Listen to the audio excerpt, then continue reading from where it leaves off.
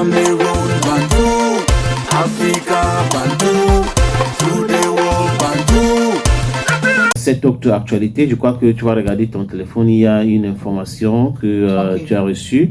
Mais avant cela, il y a George Oppong-Weah. Tu sais, George Oppong-Weah a toujours parlé en bien de Samuel Eto'o-Fils. Il a toujours considéré Samuel Eto'o-Fils comme le meilleur footballeur africain de tout le temps. Lui qui a gagné le ballon d'or à France Football en 94, il parle en bien. On se rappelle que lors de son investiture, quand il avait été élu président du Libéria, George Oppong-Weah, Mr. George, avait invité Samuel Eto'o-Fils et c'était un footballeur, donc ça montre cette affinité qu'ils ont. Et George Weah vient de déclarer encore, il dit ceci: j'ai eu le ballon d'or européen et je sais que je l'ai mérité. C'est vrai que Samuel Eto'o-Fils n'a pas eu le ballon d'or européen. À mon avis, ces gars méritaient même 2 ballons d'or européens. Ce qu'il a réalisé dépasse de loin tout ce qu'un Africain a réalisé en Europe. Eto'o est, à mon avis, plus fort que moi.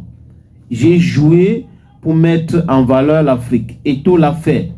Il n'y a pas de rivalité qui tienne entre un tel ou un tel. Tous, nous voulons voir l'Afrique montrer au monde entier la force de notre continent. Tu vois, je crois que ça va être les débats, souvent les débats stériles.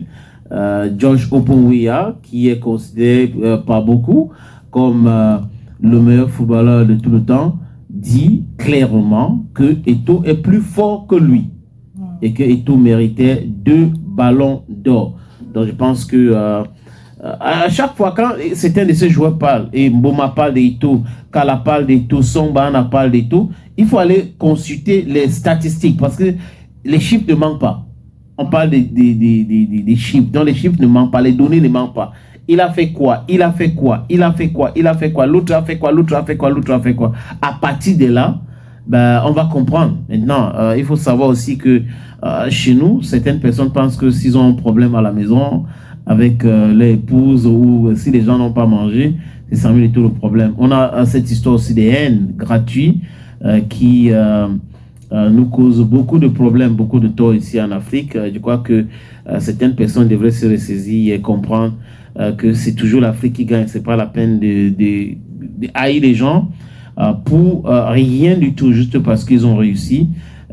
Pour réussir, il faut travailler tout simplement. Et travailler et réussir à tout prix, mais pas à tous les prix. Parce qu'à tous les prix, ça peut être aussi très, très, très dangereux. Donc, Mr. George...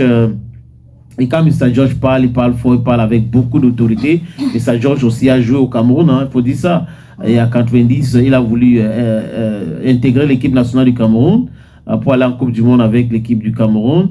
Et c'est à partir du Cameroun qu'il a rejoint l'Europe grâce à Claude Roy, Mr. George. Et je suis sûr qu'il ne regrette pas parce que s'il avait intégré le Cameroun, il ne devrait jamais être président du Libéria. Mais il a montré qu'il était un grand patriote libérien et tout ce qui s'est passé avec lui, il a fait juste un mandat en tant que président de la République. Espérons qu'il va revenir si son rêve